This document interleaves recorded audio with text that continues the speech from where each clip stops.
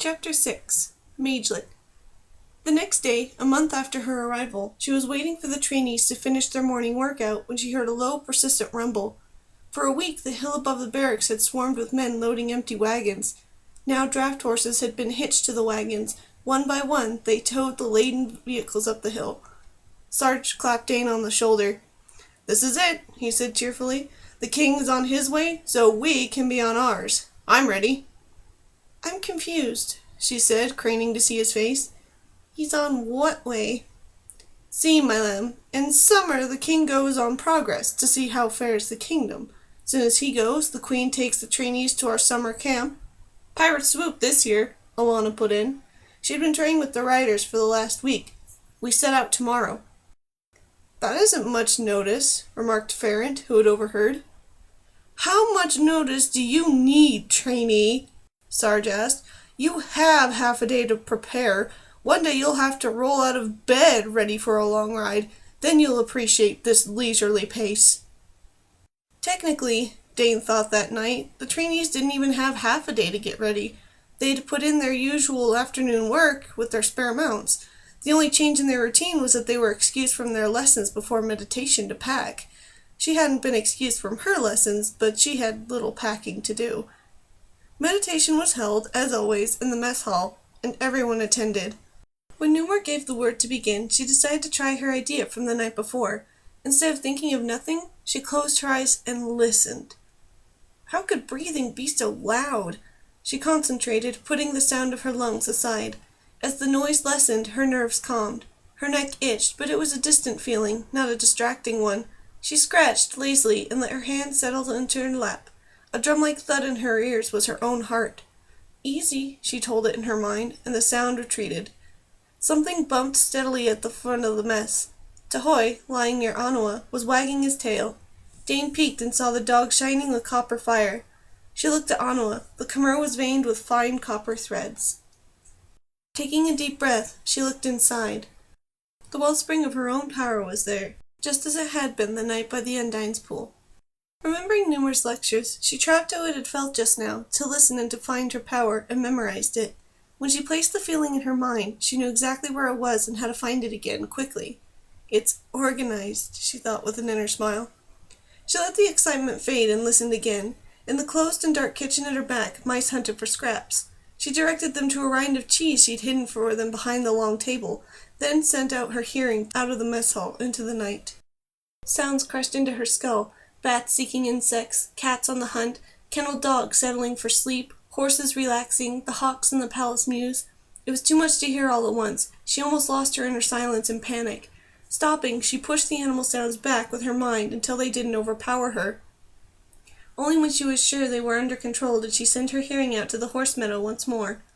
A herd of ponies, including Cloud, grazed there.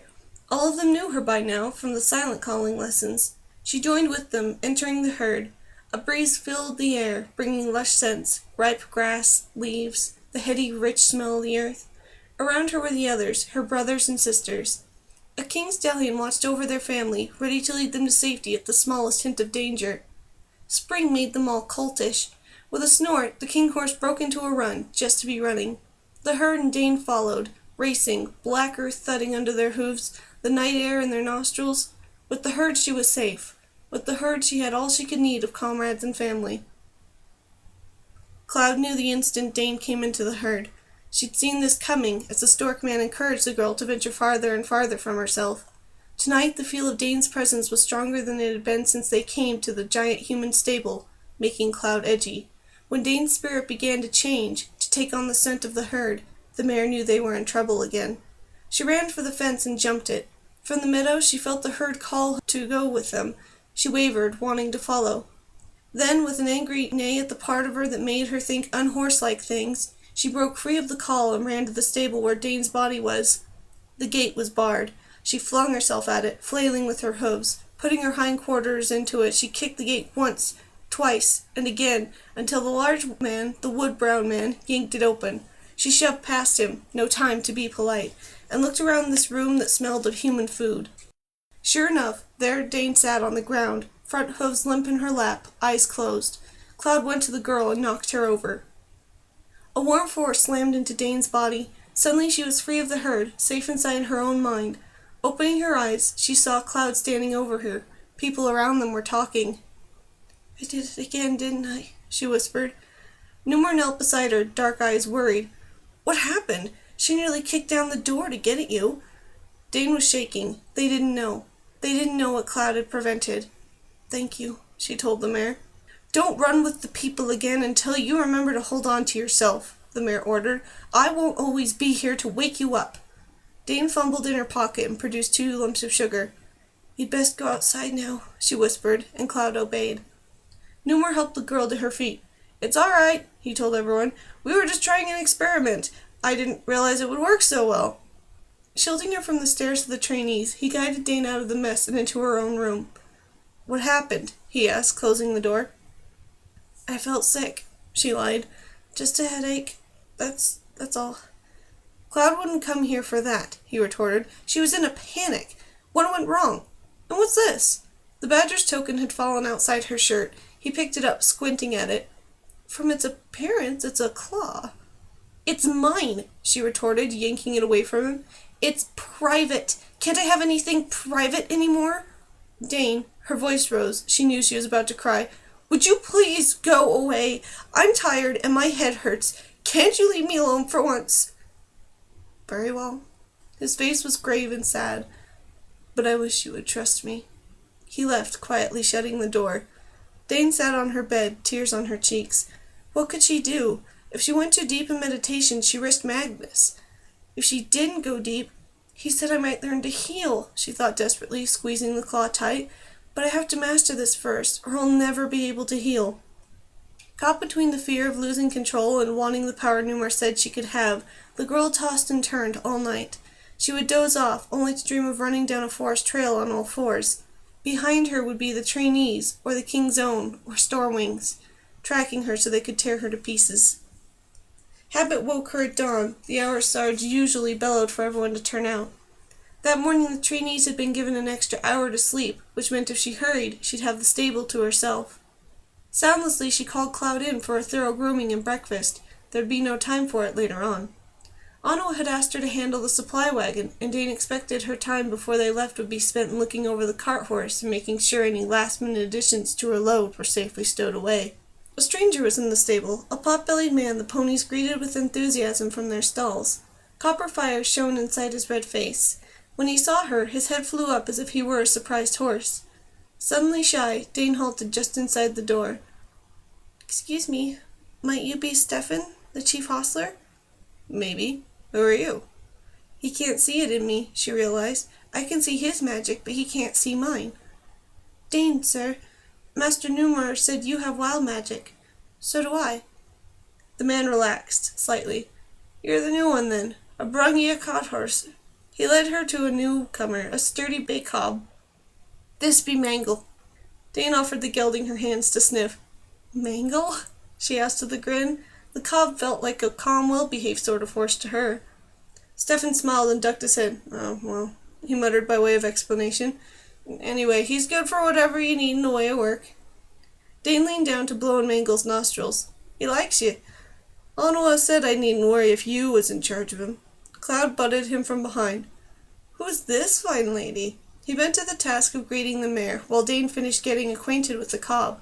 When she finished, Stefan was looking at her oddly. "You know this little beauty's changed 'cause of you." She couldn't tell what the emotion in his pale blue eyes was.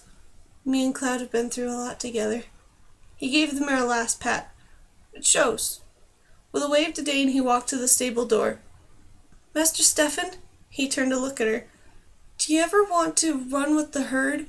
To just be a horse? Do what the herd does?" She sweated, waiting for an answer. It had cost a lot to ask. "Course I do," was the mild reply. "Don't everybody?" She gripped the badger's claw hidden under her shirt. "What keeps you from doing it?" He rubbed his straw-like hair. "I'm a man. I can't be running with the herd, now can I?" He left, closing the door behind him. He makes it sound easy, but it's not. There's something wrong with me, she decided. It's the madness, just waiting for me to drop my guard so it can take me again. That's how he can protect himself. He never forgets what he really is, and I can't remember. Taking Cloud into an empty stall, the girl swore she would never let her guard down again. Better to disappoint Numa in her studies than to run wild and lose the friendships and respect she had found in this new country. She was almost done with Cloud when Anua came into the stable. "There you are. Did Stefan bring our cart horse?" Dane jerked a thumb at him. "His name's Magelet." Anua grinned as the bay sniffed her pockets. "Is that so?" Looking at Dane as she fed the cob an apple, she asked, "Did you meet Stefan?" The girl nodded. "Anua, about last night. I'm sorry." "For what?" The Khmer gave Magelet a last pat and went to see to her own 2 ponies. "Dane, your magic is taking you down a different road from most folk. Your friends understand that, if you don't. Stop worrying so much." "Thank you," she whispered. "Don't thank me. Get moving. We want to be assembled and ready to go when the first morning bell rings." Once she'd eaten a quick breakfast, Dane finished stowing the officers' packs in the wagon, harnessed Magelet to it, and drove it to the flat area in front of the horse meadow gate, where the riders would assemble. The Queen, Buri, Anua, and Sarge turned their spare mounts over to her to lead, so they would be free to range along the trainee column during the ride. The girl considered roping the 3 ponies and Sarge's horse together for appearance's sake and decided not to. All 4 mounts knew her well and promised to walk in their own column on one side of the wagon. Alana waved as she rode past on Dark Moon, going to wait with the Queen. Dane grinned, knowing the lioness would be more talkative after lunch. She had started to wonder about Numer when several packs thudded into the back of the wagon. The mage rode up on a black and white gelding, looking tired. As if to prove it, once he stopped, he lay along his horse's neck. "Wake me when we stop for lunch," he said, and, to all appearances, went to sleep. Dane looked at him, smiling. Dressed in a brown tunic, white shirt, and green breeches, he looked like the man she had known on the road to Chorus, not the silk-clad friend of kings who'd been giving her lessons. The jeweled pins and rings he'd worn since his return to court were nowhere to be seen. The only hint of his apparent wealth was a large amber drop dangling from one earlobe. Slowly, 23 trainees assembled ahead of Dane in 2 columns, leading their spares on the outside. Each was inspected by the Queen, Buri, Sarge, or Anua. Some, including Ferrant and Selda, were sent to the barracks to lighten their packs. 4 trainees, again including Selda, were sent back twice, this time with Sarge to harry them. Dane could hear his bellowed, "Riders travel light!" when he was inside the barracks with his victims. At last everyone was ready.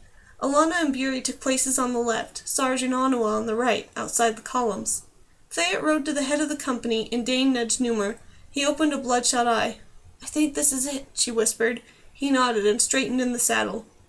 It was. Fayette unsheathed her slightly curved blade and held it aloft. "Riders, move out!" she cried, her clear voice rippling through the columns, and started forward. The trainees followed, keeping the prescribed distance between their mounts as they took a well-marked road into the royal forest. Dane's skin quivered with goosebumps. "That's fair beautiful," she said to no one in particular. "Get, Mangle." His ears pointing forward with eagerness, the cob obeyed. The company stopped at noon for lunch. After clean-up, the trainees and officers switched mounts. Dane, her shame about the previous night put aside, tried not to smile when Numer asked if she minded if he rode with her. She agreed instantly. It was hard to be aloof from a man whose seat on a horse was so bad that he had to feel every bump in the road. Making friends with his patient gelding Spots, she told the horse he deserved a carrot for bearing with such an ungraceful rider, and gave it to him. Things were better during the afternoon. They picked up speed, covering some distance before camping for the night.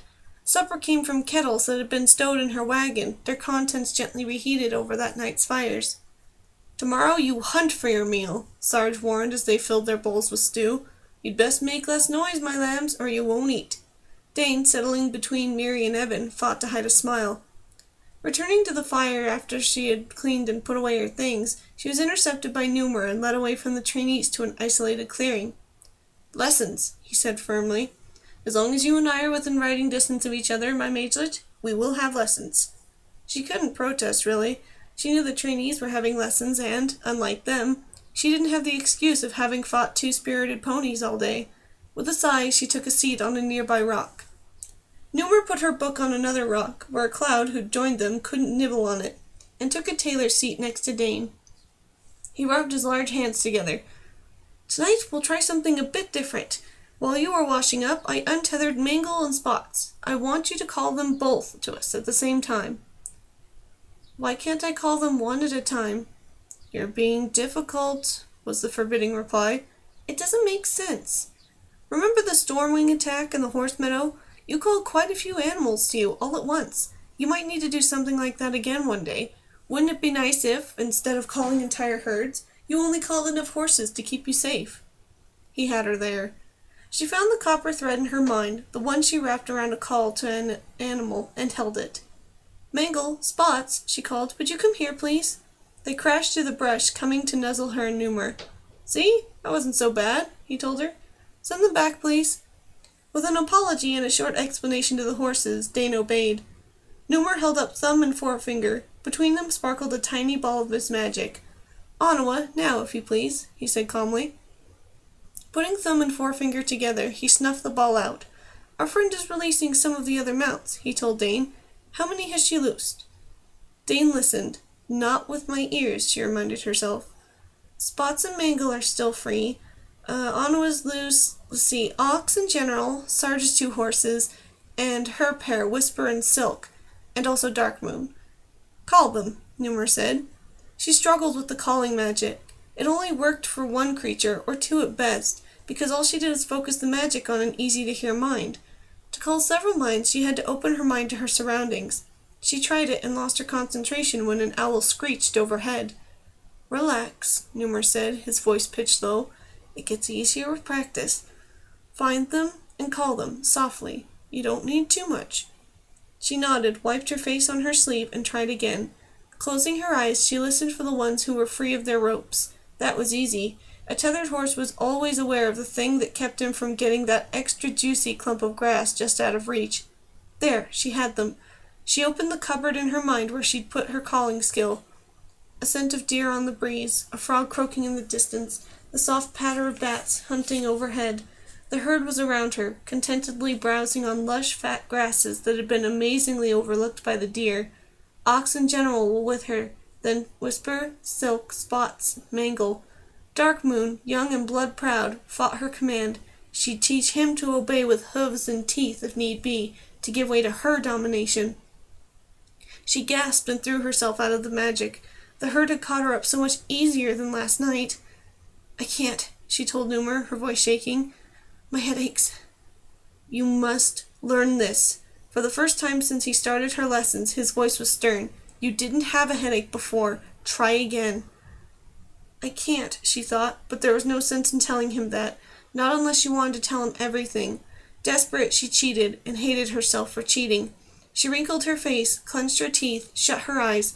Also he'd think she was trying, but she kept her mind blank. She did this over and over, until he sighed. "Perhaps I've pushed too hard. You've done well. Too well, perhaps. Most apprentice mages take over a year to make the progress you have in a month." She stared at him. "But I thought I wasn't... How can you tell?" Scared, she added, "Can you see in my mind?" "No, I wouldn't if I could. We all have secrets." Sadness moved over his face, making her wonder what his secrets were. Then he smiled. "I'm a mage, a well-educated one. When I wish, I can see things hidden from normal vision, like a person's magical aura. See mine?" He lifted his hands. White fire laced with shadows outlined his fingers. "The first day I was strong enough to do it, I examined your aura." He let the brilliance fade. "Your magic was like a tangle of vines around you, going in 100 directions. You've been getting that tangle under control, pulling it inside your skin, and you're doing it faster than anyone I've ever known. Well, perhaps you've earned a night of rest. Come on, let's go back to the others. We'll meditate and stop there for the night." She started to protest the meditation and kept her silence. "I'll just pretend, like with the calling," she told herself. When they stepped into the clearing where the riders were camped, Padraig was saying in his mountain burr, "Why don't we declare war then?" "It's true Carthage is the largest standing army in the world," the lioness replied. Sarge was rolling up a large map that had been spread out on the ground. "But to attack us they have to cross water at every turn, the inland sea, or come up our coast to the Emerald Ocean. We have the advantage, being firmly on land when they have to come ashore to engage us." "The navy's grown since my lord came to the throne," Thea put in. The queen was dressed like the others in homespun breeches and tunic and a plain white shirt. Her glorious hair was severely pinned down, but nothing could dim the beauty of her face and clear level eyes. "The Emperor's policy of coastal raiding and paying bandits to attack in the mountains and hills has made the people in those areas determined to fight. Also, since His Majesty built his university outside Chorus, we've brought a lot of mages to Tortle. Enough even to make Emperor Ozorn's trained sorcerers think twice about taking us on. And only a fool would want to attack King Jonathan without some kind of real advantage, Numer said. Not on Tortlan soil. Why's that, Master Numer? Asked Mary. Jonathan's magic, and the magic of the crown, are tied into every grain of soil in this land, explained the mage. Unless an enemy has some kind of advantage that will hurt the king, or keep him from calling on his magic, it's possible that every tree, stream, and rock would form death traps for an enemy. Dane could see it in the trainees' faces, the fear a warrior would live with when the land itself fought him. The thought gave her goosebumps. Very well, my doves, it's that time again, Sarge barked after giving the trainees a moment to reflect on such warfare. Seat yourselves comfortably, but not too comfortably. Dane settled near the edge of trees around the clearing. Within a few moments, the only sound to be heard was the breathing of the others. She watched them, envious. In the months she'd been with the riders, she'd come to see the meditation supplied them with something they got nowhere else. A time to be calm, a time to find quiet inside themselves. It would be useful when they were living in the wilderness, hunting raiders and being hunted, she realized. Tonight especially she envied them that serenity. She wished she could find some measure of quiet in herself. Carefully, gingerly, she closed her eyes and drew a breath. It was all right. She was safe. She released the breath, took another. Peace wrapped her like her mother's arms. She opened her ears to the night. In the distance a wolf howled and got no answer. Poor Wind Brother, she thought sadly. No one to sing with, no brothers and sisters to hunt with. Like me. It's so lonely outside the pack. As she breathed, her body fell into the habit she'd been making for it. Her mind cleared, her heartbeat slowed. Forgetting her danger, she opened herself to the music of the forest. The swish of tails, the shifting of feet, the crunch of grass under broad teeth. A sense of peace and solidity flowed out from the humans to infect their mounts. The herd was content. Once again she forced herself awake, to find she'd sweated her clothes through. What am I going to do? She asked Cloud as the mare nuzzled her. I can't even close my eyes without it happening. It doesn't happen when you sleep, Cloud reminded her. It's only when you use that fire stuff, the thing that makes you people, or when you do the sitting thing. Leave the fire stuff and the sitting thing alone, and you'll be fine. Dane shook her head. Seems like I can't win for losing, she told Cloud silently. Sometimes I think I never should have left home. The next day the riders picked up the pace. There were fewer stops as they headed through the coastal hills. Those that were made were shorter. Dane faked her lessons that night, as she faked her meditation.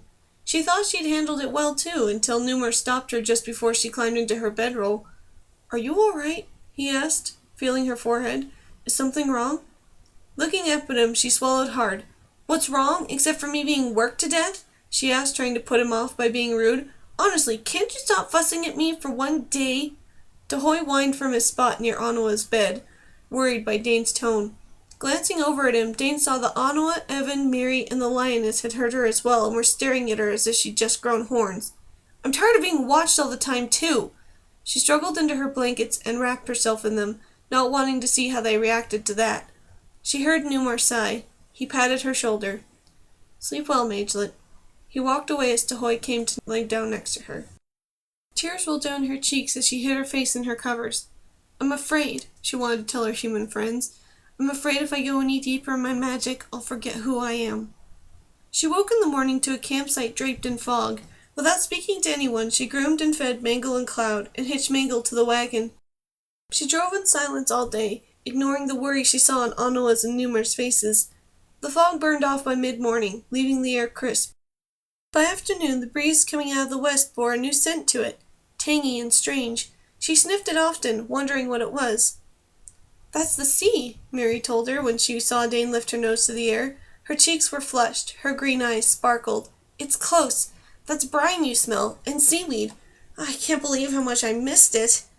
If she starts to talk nautical, plug your ears, Evan advised. She's just showing off. Mary stuck her tongue out at him. Their road topped a rise, and a new world spread itself before them. Dane dropped her reins. Goddess in glory, she breathed. Mary brimmed with pride. I told you. Nothing had prepared her for this. Endless blue-gray water stretched north to south, and waves pounded the rocky coast. Salt winds nearly plucked off her headscarf before she retied it. In the distance a toy with a dab of sail bobbed along. A boat, she realized, but far off. Soon they reached the coast road, crossing it to pitch camp in a sandy cove. Automatically she cared for Mangle and Cloud, barely able to take her eyes off the water that smashed against the sand. Every time she blinked, something new appeared. Even Cloud's accusation that she looked like a cow, standing about with her jaw open, had no impact. She was entranced.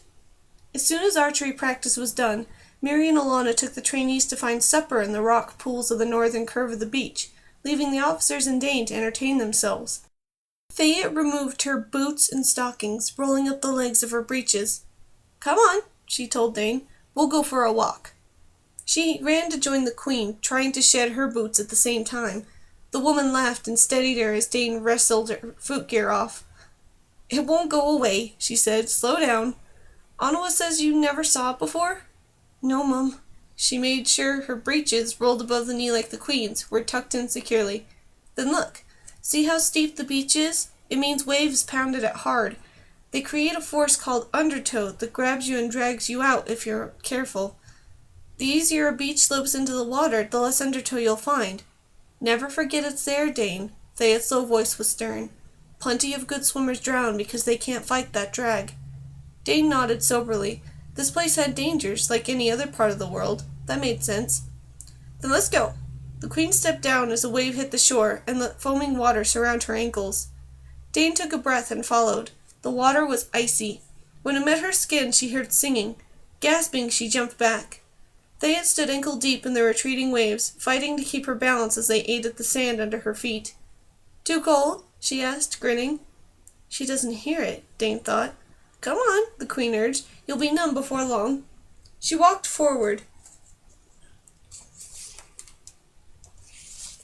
stopping when the water swirled around her knees. Lifting her face to the sun, she gave a loud, blood-curdling war cry. "Fayette, stop that!" Newmar called. His breeches rolled up, he had gone to explore a lumpy and pitted block of stone at the northern edge of the beach. He held up something. "Come look at this." Fayette went to him. Dane walked forward, immersing her feet to the ankles as a wave overtook her. A few steps more, she was far enough in the water that a wave's backward crawl didn't leave her dry. Singing was not right, but she had no idea what the proper term might be. Part of it was a croon, the speech of a mother wolf to her cubs, but held past a wolf's ability to hang on to a note.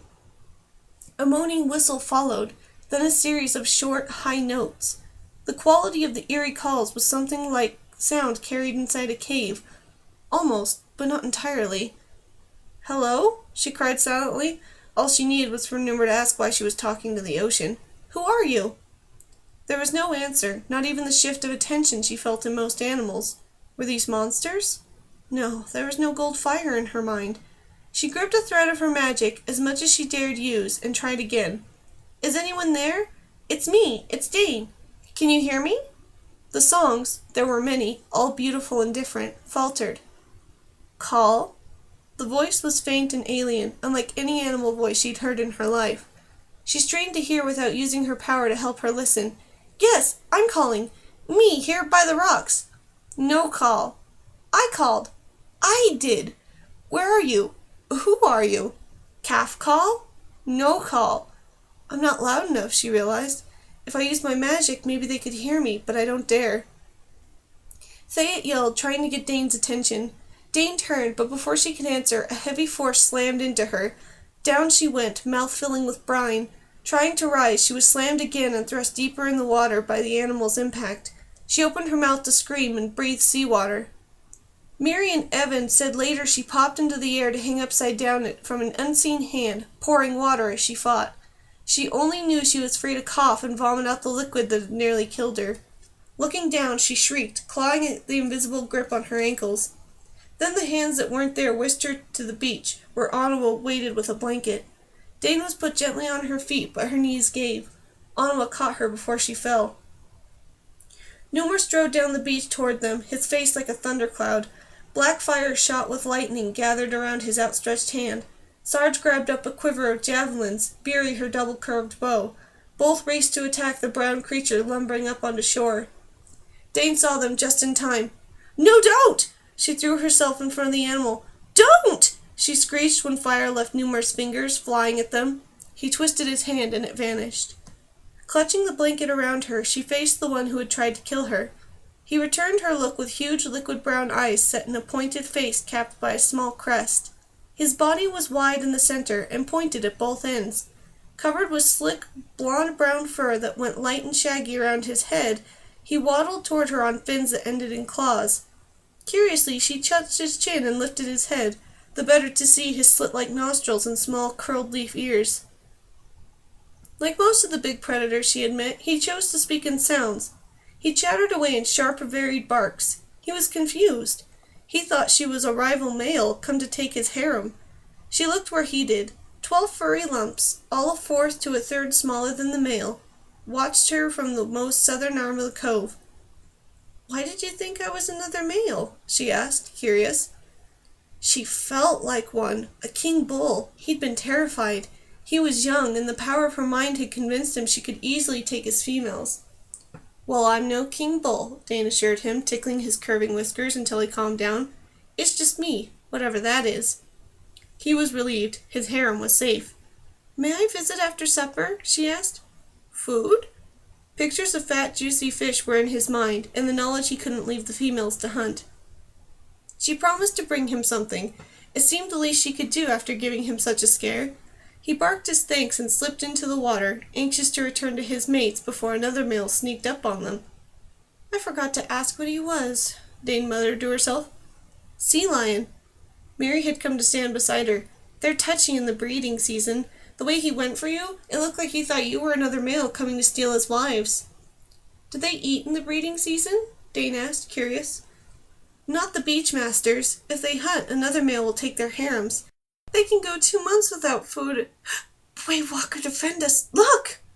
A huge shape, far bigger than the sea lions, shot out of the water at the mouth of the cove. A great, lumpy gray thing that cleared the water and plunged back in with a tremendous splash. "I can't believe they came so close to land," Mary whispered. "They who?" Dane's heart was thudding. "Is that a fish?" Mary shook her head. "They suckle their young like furred animals." "Mammals," Dane supplied from what Numa had taught her. "Oh, that was a humpback whale. Whales are the biggest things in the sea. They sing, you know." Dane grabbed her friend's arm. "What do you mean, sing?" "Well, not singing, not like us. They talk in sounds, whistles, some of them, and moans, eerie noises. You should hear them from a boat in the middle of the ocean. It comes right through the wood and fills the air." Supper was ready by the time Dane had washed in a freshwater creek and put on dry clothes. She ate little, pondering the whale songs and her failure to reach the singers. After chores, she gathered up extra food in her bedroll. "No lessons?" Numa asked quietly. "I promised I'd bring him something to eat, and I do need a holiday." She looked away rather than meet his eyes and see the disappointment in them. "If that's what you want, good night then."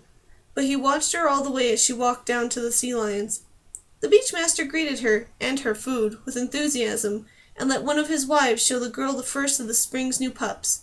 When she slept, it was with her cheek pillowed on a yearling's flank, and with heavy, fishy-smelling bodies ranged all around her. The badger came. His fur was puffed out. He was very, very angry. "I have lost patience with you," he snarled. "If you were my kid, I'd knock you tail over snout. When will you stop being stubborn? I didn't guide you all this way so you could fail to learn what you must.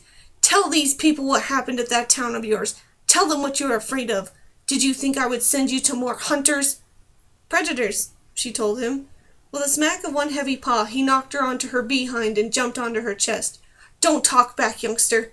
Have you no sense? Your time is running out. Soon the storm will be here. Lives depend on learning your lessons.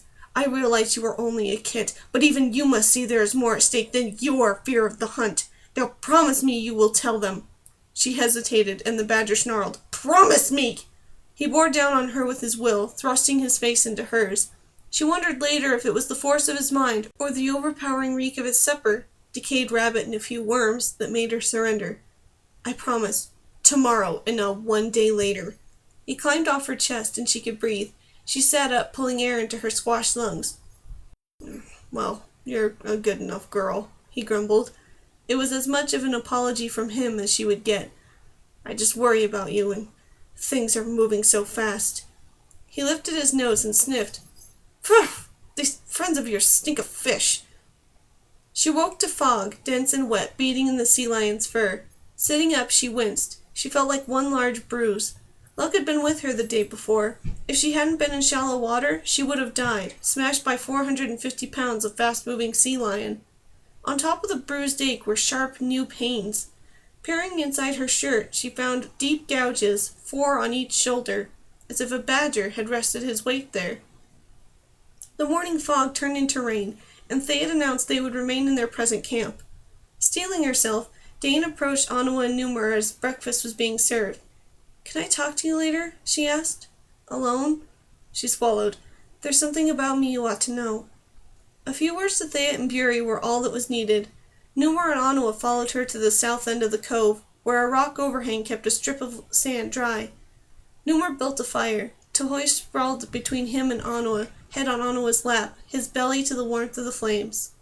Cloud lay down so Dane could lean against her, encouraging the girl silently. "Is it so hard to begin?" Anawa asked. Dane looked at the high waves, feeling her chin quiver. She gripped the badger's claw for reassurance. "Oh, yes. Don't interrupt me. If I'm stopped, I don't know if I'd have the courage to go on." Drawing a breath through a chest that had gone all tight, she began, "When the thaw came, end of January, nothing would do for Ma but I go to the next valley over and visit her friend that married a shepherd there. She heard that Lori, her friend, was coughing a lot, and Ma had a syrup to give her. She made me promise not to come home in the dark, but stay over till morning. Sometimes I wonder if she just knew. But probably not. As a foreteller, Ma always made a good cook. So I saddled Cloud and went. Lori was glad to see me. Her and Rand, her husband, always treat me nice. There was a new baby she let me play with. They're sweet when they're that little. And Rand wanted me to take a look at his best ewe. Good thing I did. She was getting set to give him twin lambs, only breech birth, which might have killed them and their ma. So I was up late, and Lori let me sleep till noon. Coming out of their place, I couldn't see anything anywhere but fog. Couldn't smell, couldn't hear. I was clear to our village before I knew. They hit around dawn. The mill was burned, the miller dead. They took the wheelwright's oldest girl and the headman's wife. Really, they might have passed my house by, Ma having the gift, but they remembered she was pretty too, see? They fought, all of them. Ma, Granddad, dogs, ponies, horses, even the stupid chickens. Even Ma's geese. Not the rabbits. They left. Well, they never fight, and you can't ask them to go against their nature. But the rest fought. They killed some of them bandits. The bandits went crazy. They killed everything on the farm and didn't carry any of it away, Mammoth told me. Mammoth was my boss dog. He said they was too scared of animals who fought like that. Mammoth told me what happened and died. So we buried them, me and Cloud, every last one of our family. Cloud's dam and sire, her brothers, all in those graves. I straightened up the house, or what was left. The raiders had tried to burn it, but only the upper story and the roof were gone. Ma had a bunch of charms against fire in the kitchen, so most of the downstairs was saved. It was 2 days before anyone came to see, after Ma helped them birth their children and nurse them when they was sick. 2 days! She could have been alive and hurt all that time. If the bandits had passed us by, Ma would have been at the village with medicines and bandages, making me and Granda help. When I saw them, I just popped. I said, "Get out." I threw rocks, and they ran. You gotta understand, there was all this mad inside me, all this hate and wildness. I couldn't hold it. My animal friends, they're the only ones who came right off to see if I was alive. I was going to them when I found the blood trail the bandits left. I knew where the pack of wolves was. The boss, male and female, thought I was smart for a two-legger. It took explaining. They don't hunt their own kind. It's one thing to run another pack off your territory, but to hunt each other like their prey, that makes them sick. When I showed them our farm, well, it made them crazy. We picked up the bandit trail and found them in some caves. It was hard, keeping the pack from taking the bandits all at once, but I didn't want the wolves to get killed. We picked off 3 shifts of sentries, 'cause nobody was awake or sober enough to remember if the old sentries came back. When the other bandits came out in the morning, we took them.